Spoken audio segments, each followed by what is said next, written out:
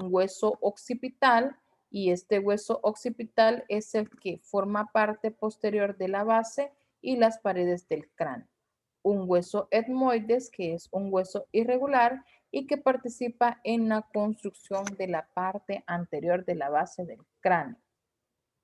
Esta es, por decir también, en la parte interna de las órbitas, al igual que con el esfenoides y el etmoides, ahí tienen una unión cercana y bueno, por eso dice que está situado por delante del esfenoides y detrás de los huesos propios de la nariz.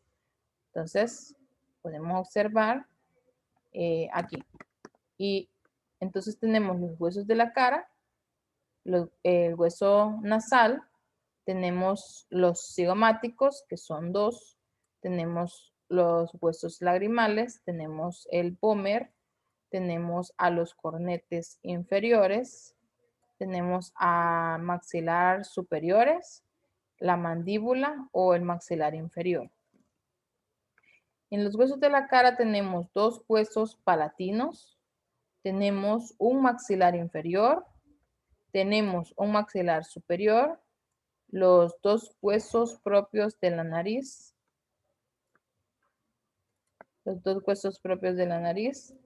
tenemos dos cigomáticos, de este lado y de este lado, tendríamos lagrimales, uno en cada cavidad orbitaria, tendríamos dos cornetes nasales,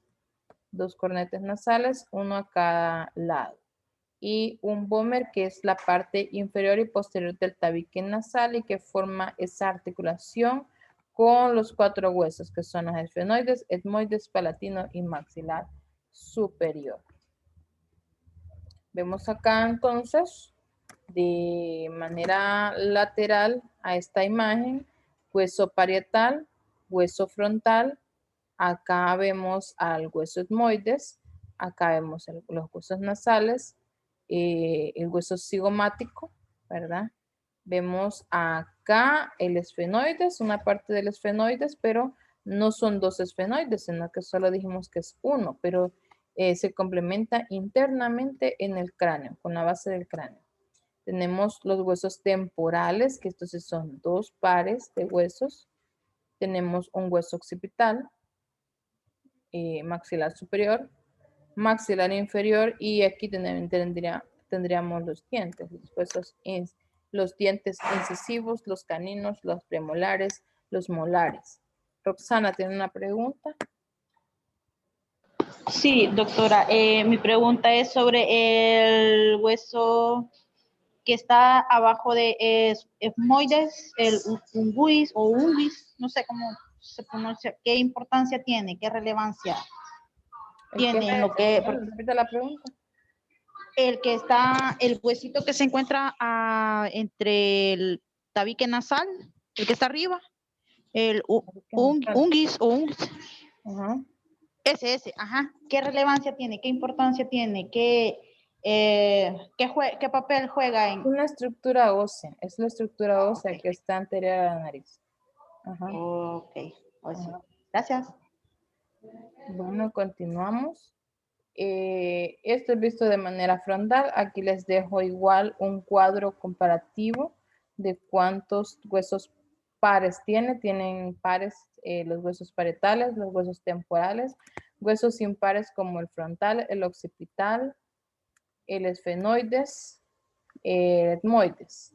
Otros huesos pares de la cara. Tendríamos a los maxilar superior, tenemos nasales, cigomáticos, lagrimales, cornetes inferiores, palatinos, huesos del oído medio, serían huesos pares, y otros huesos de la cara que serían impares, que tenemos a los maxilar inferiores, maxilar inferior, al vómer y al hueso hioides, que es un hueso impar. Vamos a hablar del esqueleto apendicular. Entonces, en el esqueleto apendicular, acá comprenden los huesos que solo le pertenecen a los miembros superiores y a los miembros inferiores, o sea, los brazos y las piernas. Entonces, ahí estamos hablando del esqueleto apendicular. Este esqueleto apendicular es el que ayuda a facilitar el movimiento.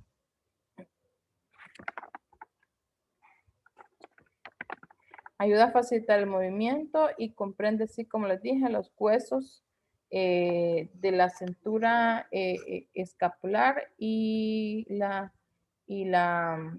cintura pélvica, ¿verdad? Entonces aquí hablamos, perdón, de la imagen. Entonces aquí hablamos de la cintura escapular y acá la cintura pélvica, ¿verdad? Por eso es que comprende la cadera. Bueno. En la parte del hombro, entonces tenemos dos cinturas escapulares, ¿verdad? Esta está de vista posterior y esta de vista anterior. Podemos decir entonces que cada una consta de la clavícula y de la escápula. La clavícula vista anteriormente y la escápula vista desde posteriormente. Entonces lo conforma a la cintura escapular solamente los huesos de la clavícula y la escápula. La clavícula es este huesito que está anterior a la primera costilla y es un hueso en forma fino de S, como pueden observar. Pero no es un hueso cilíndrico, sino que es un hueso plano, ¿verdad?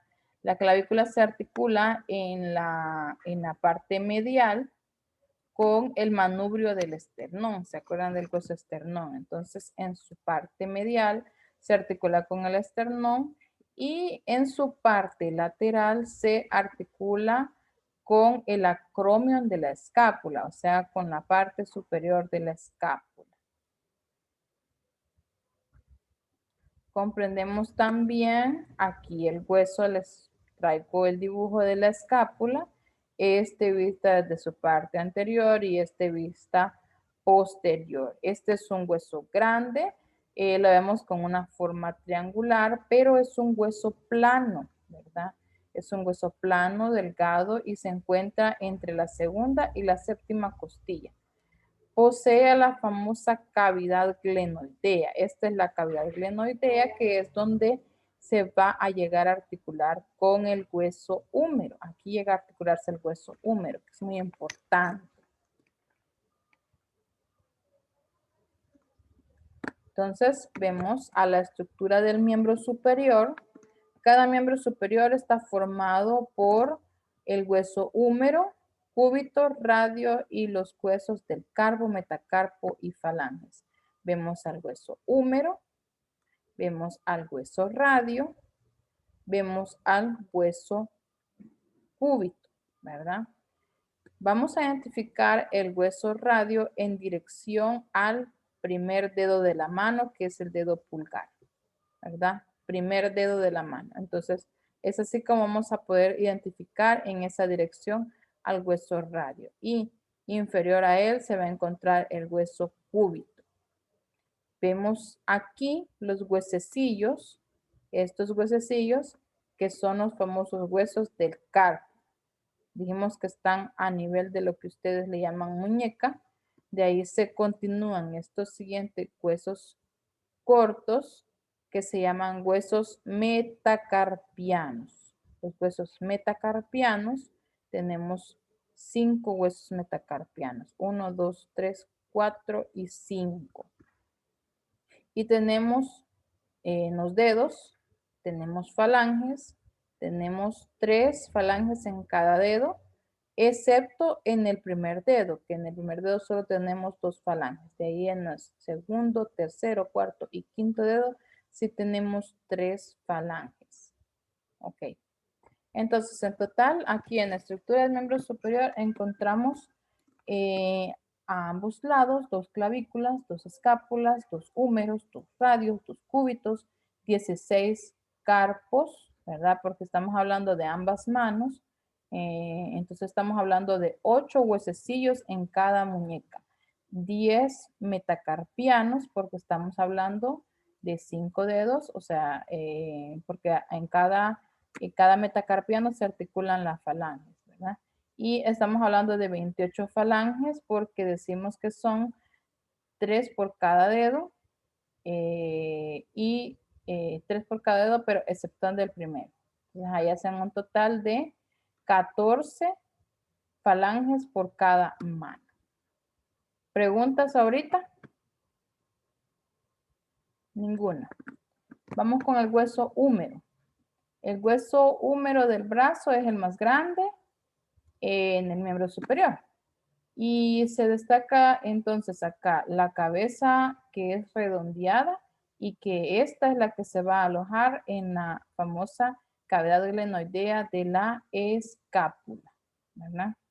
Allí se articula y entonces tenemos a la articulación glenohumeral. Recibe el nombre de articulación glenohumeral porque se articula en la cavidad glenoidea con la cabeza del húmero. Articulación glenohumeral. Hablamos entonces de radio y de cúbito. Radio en dirección al primer dedo y el cúbito visto inferiormente, ¿verdad? O lateral al hueso radio se encuentra el hueso cúbito.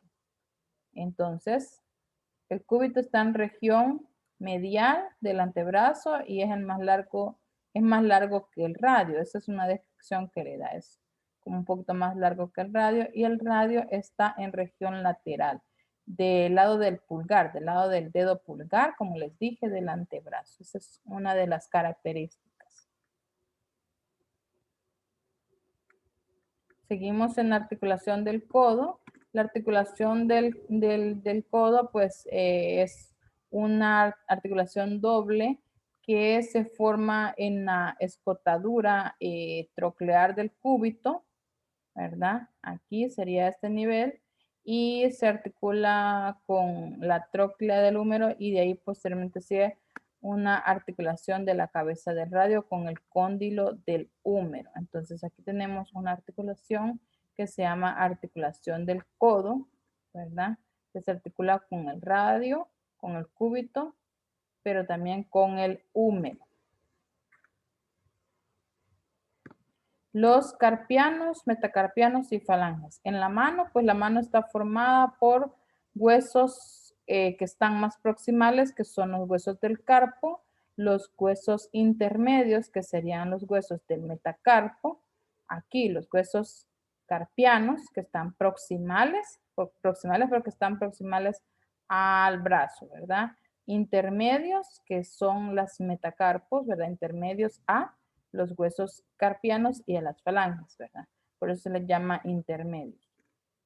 Y las falanges, que son todas estas, que esas se encuentran distales, no se encuentran cerca del cuerpo, sino que están lo más alejadas del cuerpo, por eso se llama falanges distales. Tenemos falange proximal, media y distal. También así como la dirección lo tiene, en dirección falange proximal, media y distal. En dedo segundo, tercero, cuarto y quinto. Y en el primer dedo solo tenemos falange proximal y falange distal. No tenemos falange media, ¿verdad?